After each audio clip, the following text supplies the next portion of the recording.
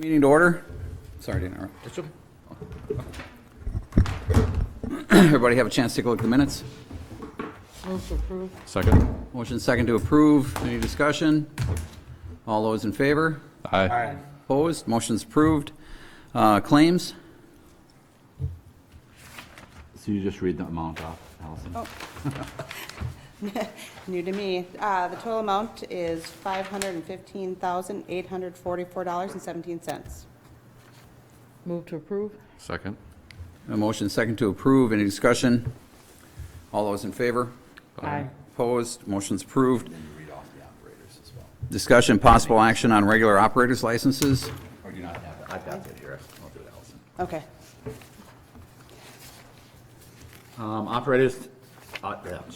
Operators licenses being requested for approval tonight are Ashley Burt, Leah Ross, and Corinne Songus, May 21st, 2019 to June 30th, 2021, pending successful completion of a background check and payment of any outstanding debt owed to the city. Move to approve. Second. Motion second to approve. Any discussion? All those in favor? Aye. Opposed? Motion's approved. Discussion, possible action on temporary operators licenses. You're being asked for a recommendation to approve one temporary operator's license for John Herrick for the Hudson Booster Days event from July 4th to July 7th of 2019. Move to approve. Second. Motion second to approve. Any discussion? All those in favor? Aye. Opposed? Motion's approved. Discussion, possible action on authorizing Elliott Architects to proceed with advertising for bids, plans, specifications, and preparation of construction bid documents for the Grandview Park restroom family Tribute facility. facility. So, good evening, everyone. This is just a request to approve the Elliott Architects to go out, develop the drawings and bid specifications and go out for bid for the Grandview Park restroom and pavilion facility. So in your packet was a kind of a conceptual design. Park Board did get a chance to review it at the last month's Park Board meeting. They approved the initial concept, and so now we're in that part of the process. We're going to request that the bids be prepared and received and see what kind of bids we get back. So, Mike, is this going right underneath the water tower? nope, so it's going to be just south of Castle Park. Kind of right where the lion is, the lion water fountain is. Oh, okay. Yep, kind of just right behind that. Okay. Yep. So there's not going to be a kitchenette with a Nope. refrigerator in there? Why was that not? No, so it's only a $250,000 building. Whitecamp Park that we just built a few years ago was about $300,000. Oh, okay. And that has that kitchenette kind of space in there, so that was kind of a limiting factor. And then the sink in the serving counter, we went away from that just because we've been having a lot of issues with vandalism with the okay. sinks in the pavilions. So, we're supplying them with people who want to use the shelter with a serving counter, outlets for crock pots. There will be an outside spigot, if they want to rinse out their dish or something like that. But we're trying to get away with for some of these things where we have continual maintenance and vandalism issues in our Yeah. parks. Okay. They could use a grill though if they wanted Oh, absolutely. outside of the. Yeah, we'll install, kind of our portable grills that we have in all of our other parks near the shelter there. Wow. So, but a great addition. I mean, it's, if you take a kid up there or you're playing baseball or at the dog park, there's really no restroom facility. We have portable toilets up there, and, it's one of our most heavily used parks in the city of Hudson. So it's nice to have something permanent there. It's going to look really nice. It's going to serve a purpose with all the ball games that go on up there. It's just, I envision it being really heavily used. Yeah. We've had a lot of requests for it. When I was on the park board, that was the biggest request. Yeah. Okay, I'll move to approve. I'll second it with a question. Yep. If we can open up. Can you do that? And I'll second. Okay, got a motion, a second. Discussion? So this is all coming out of park dedication funds, Correct.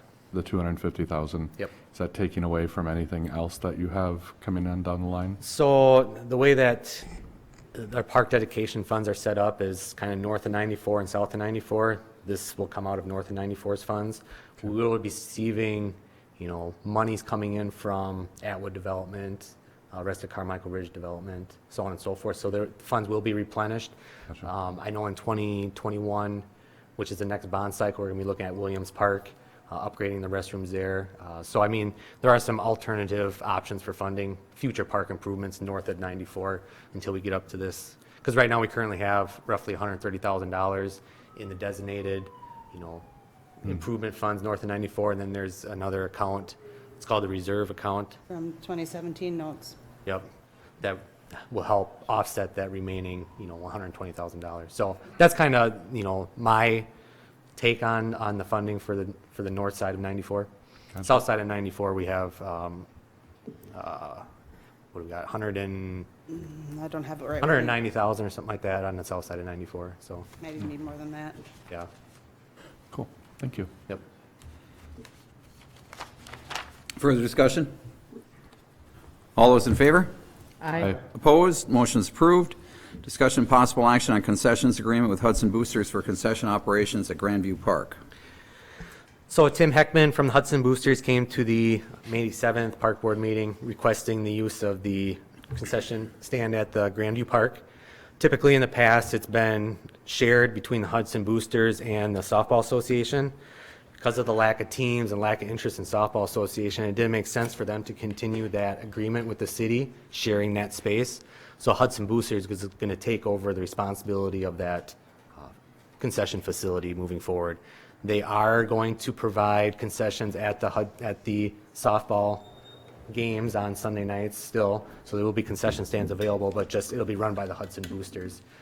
There will be no more alcohol sold on the premises. And then, as stated in the issue sheet, the city receives 6% of the revenue each month from what they sold at the facility. So just looking for a motion to approve the agreement with the Hudson Boosters for them to operate the concession stands at Grandview Park. I'll move to approve. Second? Got a motion second to approve. Any discussion? They didn't want to sell beer or what? No, just because they, the Hudson Boosters primarily deals with youth. Right. And they didn't want to, no, they didn't want anything to do with it. Okay.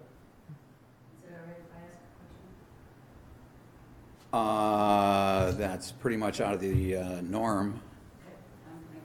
But, no, I'm just saying it's. We can pull it at council if you want. No, I mean, we generally allow people to ask, to comment on things that are in front of us, so go ahead. I just wondered why the two. May I ask you to step up to the mic, please?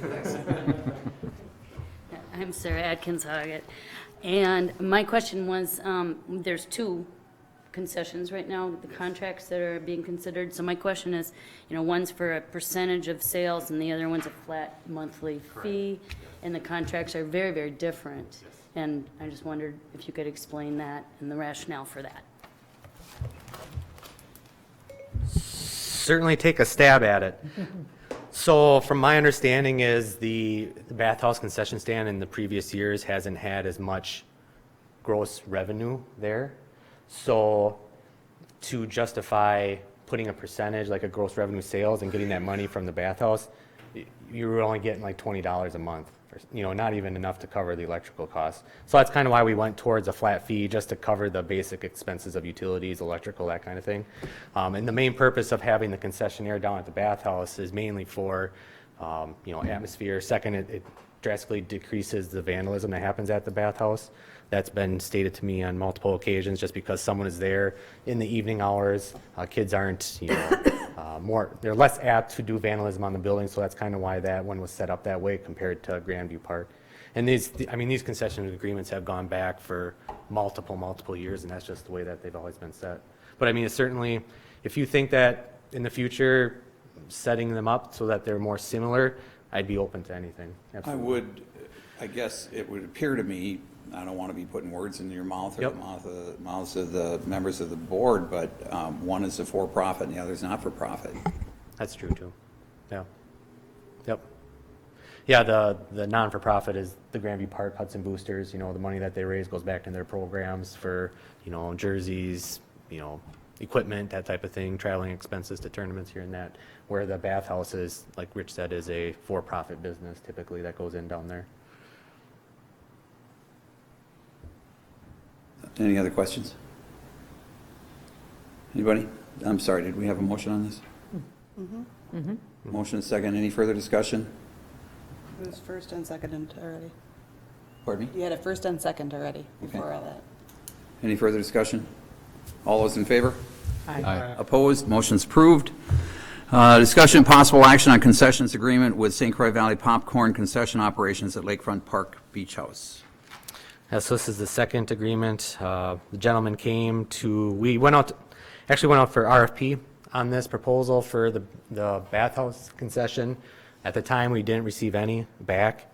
And then a couple weeks later, this gentleman reached out to city staff and told them about his business and his interest in going in down there. So on the May 7th park board meeting, we put him on the agenda, and he came and explained his business and understands, the $50 flat fee per month to utilize the space. He's going to be selling primarily popcorn with some drinks, Gatorade, water, soda, that type of thing. The lease or the agreement states that he has basically exclusive rights to the facility itself and then the general park facility out on the Dike Road. And I think in the past that there has been concessionaires that have taken a cart out and sold popcorn, that type of thing. So a local organization, local business, just looking to make, a few extra bucks throughout the week. So no set really time schedule. He's going to primarily be in the evening hours, probably going there around 4 o'clock and then close up around 8 or 9, depending upon what's going on down there. He does understand that during the Hudson Booster days that he has to get all of his equipment out of there, so he's thoroughly read through the agreement and has, approved that, all the stipulations in that. So looking for approval tonight to enter into the contract with the popcorn Mike, business. I appreciate the business, and I'm glad that someone is Yep. stepping up. Yep. But this is not what I picture for us to have as a concession stand down there. And I don't know what we're doing wrong that we're not attracting somebody that could sell hot items or a lunch or something like that. Right. What are we doing wrong? What do we need to do to make it different? I mean, this is a showpiece for us. We should be able to, we should have a list of people wanting to get in there to Right. do it. Right. Before you answer that, I guess I'd like to know, how many days was that beach closed last summer? Well, I wasn't here, but 2 months, month and a half for sure, so that does impact it. But I mean, there are still concerts in the park that draws a really, really heavy crowd on Thursday nights. I believe the one that was in there before had either 2 or 3 summers. They were the ones that submitted the, Yes, it was the same, yep. So, I know the previous people that were in there, the business, it was irregular hours. They weren't open consistently.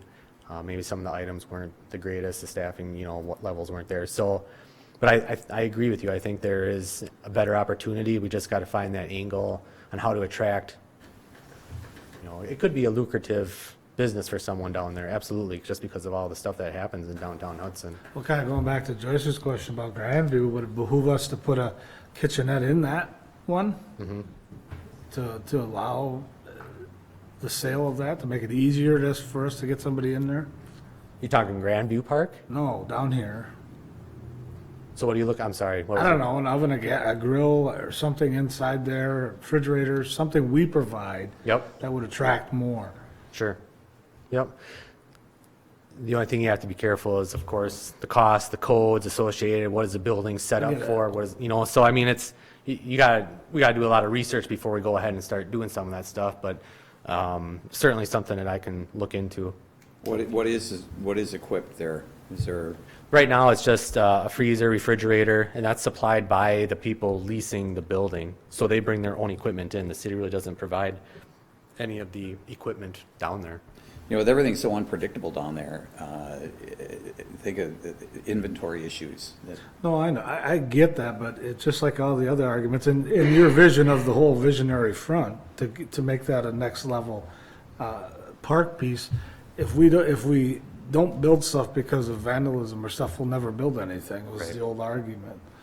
And I Right. think we could find ways to make I'd love sure. to, yeah. In fact, I'd like to do something down there to ensure that that's open, more Yeah. during the You summer. know, the idea has been tossed around too, to rent it out on a weekend for local organizations to go in there and like the Boy Scouts or Rotary or, you know, every weekend have that. But I don't, that's a little more inconsistent, and the work to put that on would be a lot more than just having one consistent vendor in there. Yeah. So that's another Yeah, consideration. because I don't want you to have to, or your staff to monopolize your time. Right. You have enough to do, but. Right. You know, and you could potentially put something in there, minimum number of hours they have to be there. And again, whether you'd have someone agree to it or not, but, you know. How do you do that if it's? Well, no, as closed? part of the contract, I mean, if you were to do these upgrades so that someone felt they could make a go of it, Yeah. say, you know, as part of this agreement, you will be open, you know, Tuesday, Wednesday, Thursday, Friday from 5 to 8, and make that part of the agreement, so like you said, then you know you're gonna have Right. consistent hours. I mean, you'd have to make some upgrades And to, the other thing too is just, you know, the overall configuration of the building. Unless you actually walk up to underneath that underpass, you really don't realize that there's a concession stand tucked in there. It's not like you can see it from First Street, Second Street, so on and so forth. Unless we allow signage on the outside of the building. I don't know if that's something that Park Board and Council would be open to, but just, because, you know, you agree, it's kind of hidden in there to a point. Is that something you would start with the park board, that you could possibly come up with some ideas? Yeah, absolutely. Yep. Yeah, it might be worthwhile to have a sign that says concession stand open when they're open, so that people can see from the street. Yeah. Well, not just a sign, but the whole. The whole But thing. no, I the whole agree with picture. you, with the rest of it as well, but, And have the city install some of the equipment to make that available, to make it more attractive, to get people, businesses or vendors to come in there more permanently. What are the hours, Mike? So the hours are actually left up to each vendor. They choose when they want to be in there and when they don't want to be in there. So we really don't have any set times in the lease So agreement. there's no consistency. When the beach is open, you'll be there. Even then, I mean, they're leasing that space for $50 a month to cover our expenses. It's up to them if they want to be in there or not. Okay. You know, that's kind of how it's currently written. Yeah, I'd like to see some sort of minimum. I mean, to your point, Devin, even beyond trying to find a different concession person, but finding some sort of minimum that, you know, from this hour to this hour. Yeah. I don't know if that's something that can be set up at this point. I don't know if we can amend the contract now. Well, I mean, you'd have to see if, He would if agree to they would that. agree to it, yeah, if they Right. haven't been. I think we It should- hasn't been put to them that way. No, it hasn't. I think we should agree to this contract for this year and make plans for next year. But I agree with you, Randy. I think it would be really nice to have some kind of a grill there for, especially for music in the park, where if people don't have time to have dinner before they get down there, they can just stop and pick something up. That would be very nice to have. You know, and put some teeth in it, like you say, but, you know, they have exclusive right to sell the whole park, or Yeah. however to entice these businesses and have a plan Right. going Yeah. forward. Yeah. Especially if they can have some carts, if they've got carts available to be able to sell Yeah. these around. Like a Yeah. patio seating area or just something a little more attractive too. I'm thinking of, the city of Minneapolis, Minnehaha Falls has a kind of a private, public restaurant near there where it's an outdoor patio looking over the Minnehaha Falls, and I mean, it's super busy. So something like along that lines. I know what you're saying. So now, if they decide that they want to add something more to their menu, like candy bars or ice cream, they can do that? So they have it has to come back to Park Board for approval. They would, okay. Yeah, yep. How did the RFP process work for this? How long was it advertised? So it was a 2-week Where? RFP process, put it in the paper, put it on our website that, you know, we contacted the previous vendors that were in there, tenants that were in there. They had no interest moving forward. So that was basically all that we did. We weren't really proactive in going out to local businesses or, what do you want to say, vendors or, you know, tenants that would be a possibility, which in hindsight was probably an error, you know, to do. I think we can do like a better job of promoting marketing, doing a kind of a package, you know, this is what we have, you know, where we can give it to vendors that we know that would possibly be a good fit down there. When was it advertised? It was advertised, let's see, March? Yep, Of 2019. yep. I would think that if we could get something a lot more ahead of the curve, I'm thinking of from a business standpoint, to roll it into their 2020 plan. Yeah. Maybe getting something out late fall. summer or fall. Sure. Right. Okay. Well, I'm thinking one of the downtown restaurants, or maybe even one of the pizza places or something like that might want to, Yeah. And the thing of it too is it's all about staffing. We hear about staffing all the time. Yes. Even the restaurants don't have enough staff to run their restaurants. And then they're going to overextend themselves on a concession stand that may or may not make money for them. So, I mean, but I think there's ways that we can somehow entice make it a more kind of vision, what you had in your vision plan, Okay, is there a motion? Joyce, did you make a motion? Yes. Okay, is there a second? Second. yeah, I thought there was Did we? yeah, We hadn't gone through it yet, so we got it now. okay. Motion and second for approval. Any further discussion? Just one point. Everything that we're talking about, are you able to take that then to the park board for discussion about it? Okay. I'll put it under wanted to unfinished make sure. business for next park board meeting to discuss. Thank you. Yep. Okay, all those in favor? Aye. Opposed? Motion's approved. Discussion and possible action on the purchase of a 2010 Ford F-150 in the amount of $14,623.88 for the Public Works Department. So this was a capital request in the 2019 capital improvement plan. This pickup would replace a 1999 Ford F-150 pickup truck. Some of you probably seen it around town the last couple summers. It was maroon. It was all rusted out on the sides and everything. So this would be the pickup that would replace that one. Kevin Soltis, our Public Works Supervisor, looked at multiple used vehicles that would fit our needs in our budget. He found this one. It's in Rogers, Minnesota.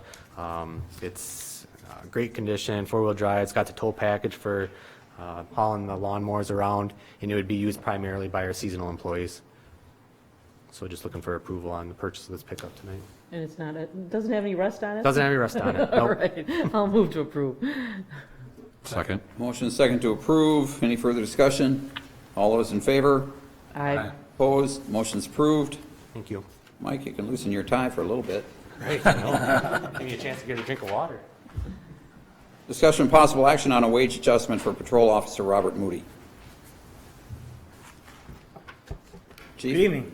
Evening. So this is something that we tried to start doing here the last couple of years to attract more experienced candidates in our hiring process. Some may be familiar with the term called lateral transfer or lateral movement. This is essentially a partial lateral. The idea that we're pitching to increase their wages and salary, but they don't get the increase in vacation and longevity and things like that. Officer Moody's been a full-time police officer for 9 years in this community. Though he's only been with our agency for a year, I think it's clear if you look at the list of all the things that he does and has done in his career that he's very well trained, very knowledgeable, has a lot of experience, including being a paramedic, an instructor, an FTO for our department. I mean, he provides TASER instructor recertification to our new recruits. He provides FTO instruction to our new recruits. He trains and retrains all of us in Narcan and first aid so that we can provide a better service to the community. And I think that having a 9-year officer that doing the work of a 10 to 15-year officer, including picking up extra tasks within our department to make us better, I think he's an asset to our department, and I think he deserves to be at the top of the pay scale. I'll move to approve. Second. Motion and second to approve. Any discussion? Jeff, when the next officer comes and asks you for the pay raise, what would you say to them? Well, it depends on their level of experience and knowledge. It says in our contract that anybody with 3 years of previous experience as a police officer can be looked at to be placed on the scale with your approval, depending on their qualifications. So it would be something, it's a case-by-case thing that we have to look at. And it's been done in the past. It has been done in the past There's been some, 3 times, I think. three And I think in times. those cases, they were 2-year increases each of those times, I believe. I think so. One might have been a 3, but. So Jeff, when you say that it takes them to the top of the pay scale for Patrol officer. patrol officer, regardless of, I can't remember, is it tiered based on number of years? Or? Yep, it's tiered, so every year you get an increase, and then at 5 years, at your 5-year anniversary, you're at the top of the pay scale for patrol. Okay, okay. And for those of you worried about the budget constraint, we have, I believe, over $100,000 in our personnel. And Shouldn't that be savings. all of us, chief? Oh, yeah, but nobody asked, so You shouldn't offer that information. We've We're just trying to be We've been transparent. short of officers. As We'll we- pick and choose. Well, you burn it up. All right, we got a motion, a second. Further discussion? All those in favor? Aye. Opposed? Motion's approved. thank you. Discussion possible action on a temporary beer wine license for the Hudson Booster Days event.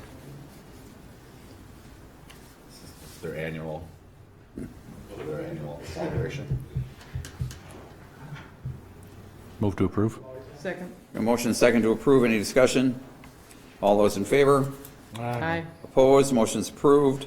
Discussion possible action on the amusement device licenses submitted by Scott Furlong of Leisure Entertainment LLC and Michael Aspergren of Aspen Video and Vending. So Jenny did include the list time, and Karen, the list of where they're at, so that is in here. Thank you. Yeah, thank you. Move to approve. Second? Got a motion, a second to approve. Any discussion? All those in favor? Aye. Opposed? Motion's approved. Discussion and possible action on boat launch fees. All right.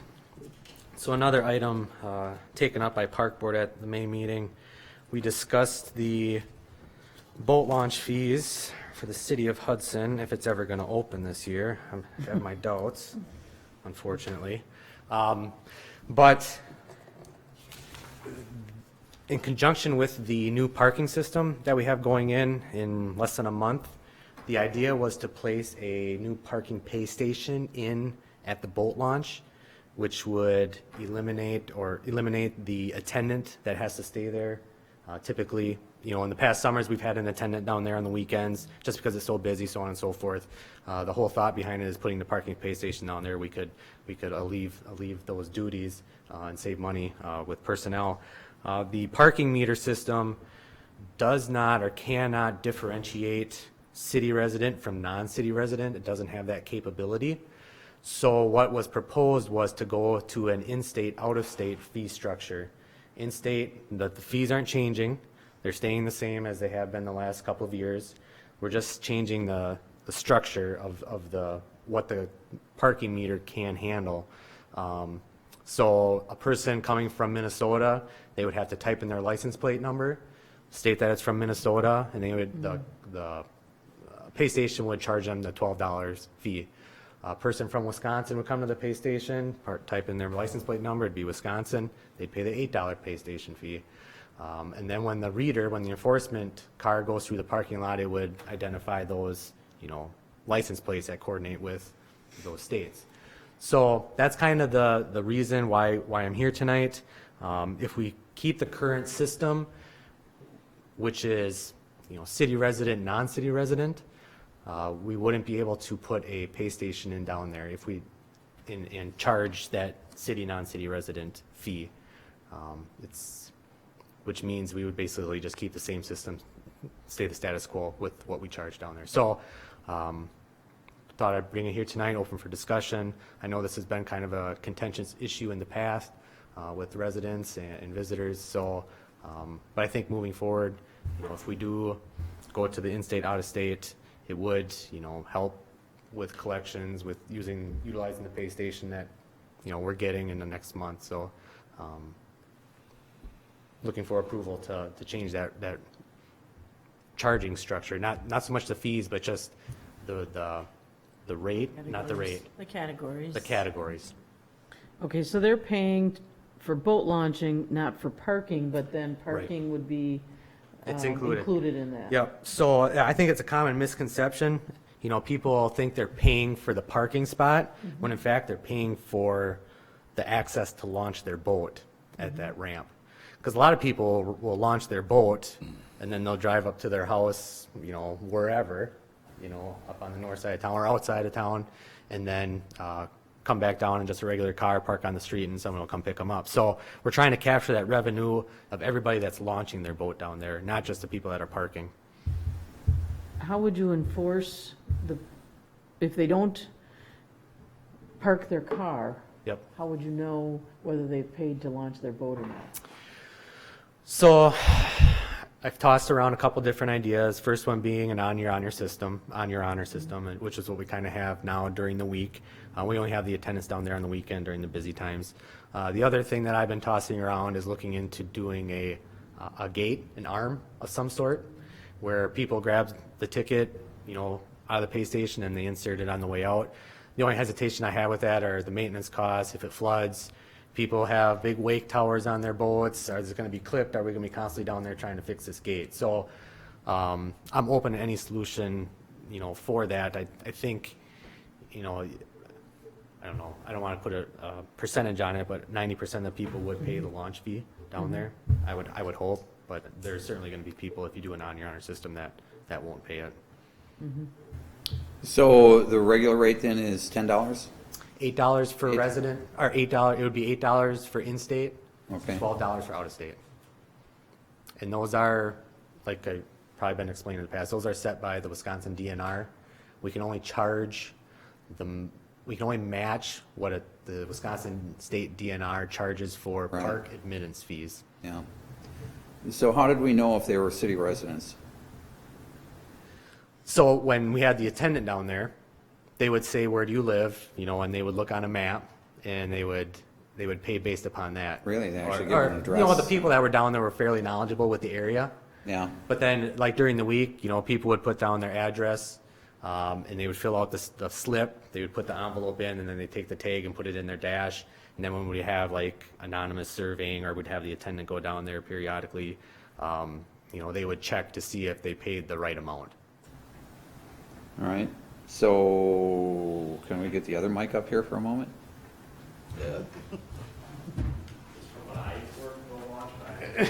Beg your pardon? 2005, What's that? I was one of those seasonal employees that was down there. Oh. Oh, well, I'm good then. That was the only question I had. Okay, we've got good experience here. From our parking station perspective, now back, I don't know when this began, I don't know when it ended, but I do know that in the 80s and into the 90s, we used to have stickers for city residents that you would put on your trailer, so that when you came in to pay, they'd see the sticker and you were good, and then you could pay a reduced amount. Obviously, we don't do that anymore. Perhaps we could, and then it was a seasonal payment instead of a per-use payment. Yep, we still have the annual passes. Oh, we do, okay. So is there a way with the new stations, if we can enter digitally a license plate, would there be a way that we could enter a pass, so that if you are a city resident, that you'd be, if we're still issuing those, obviously somehow they're going to be able to get through the gate, or not the gate, but be able to pay without having to, or not have to pay because they've already paid for the season. I think so. It would be handled similar to our regular parking passes downtown, right? So we would have a database. It's just a matter of, do we maintain two separate databases? I think we can. It's probably a question more so for the vendor, but I would imagine that's possible, because it's going to be its own zone. We can set up a... Yeah. Well, I think it's important that we have a station in. We can figure out all the logistics based upon data that we get at the end of the year, end of the season. And anyway, I think it's a good idea to have a station down there. Are we worried at all about the station being down there underwater?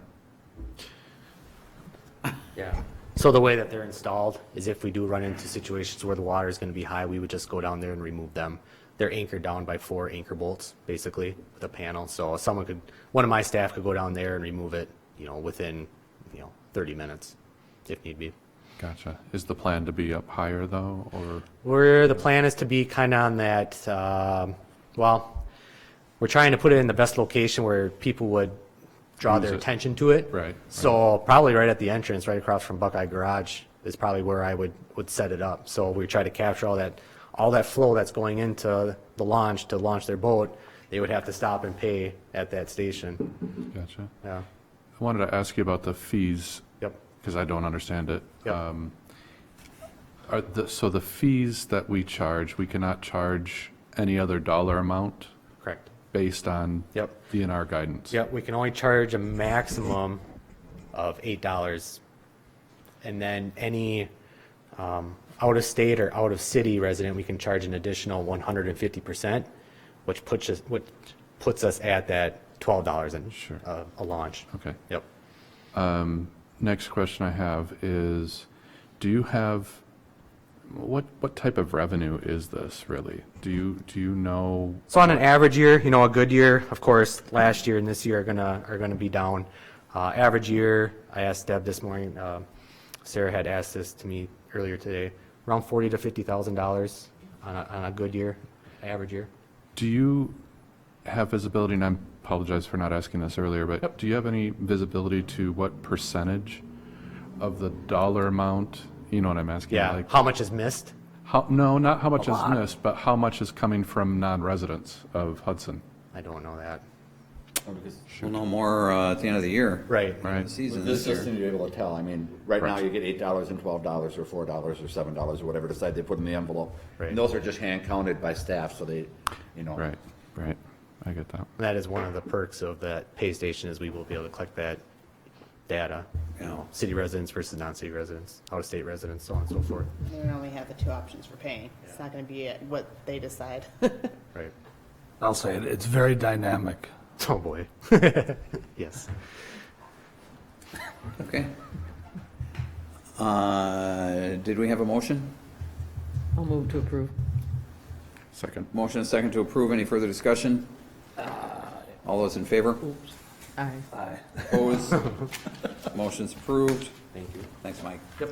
Discussion and possible action on entering closed session pursuant to 19.85 sub 1 sub C, considering employment compensation or performance evaluation data or any public employee over which the governmental body has jurisdiction or exercises responsibility. Item A, review request for city clerk salary adjustment. Move to go into closed session? Second. Motion second to go into closed session. Roll call. Councilman Morissette, Yes. Councilman Alms, Yes. Councilman O'Connor, sorry, Mayor O'Connor, Yes. Councilman Hall. Yes.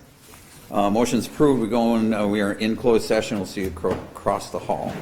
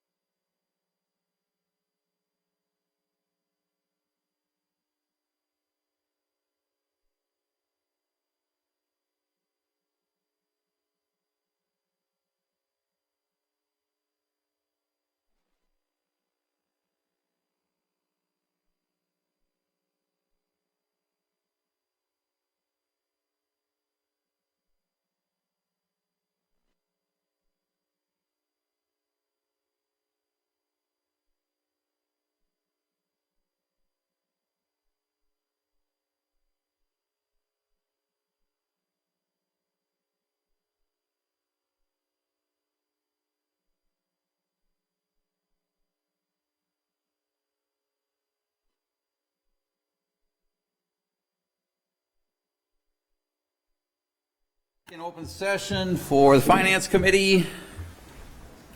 Move to adjourn. Second. Motion second to adjourn. All those in favor? Aye. Opposed? Motion's approved. Stand adjourned. Let's take a break for a minute. Yeah.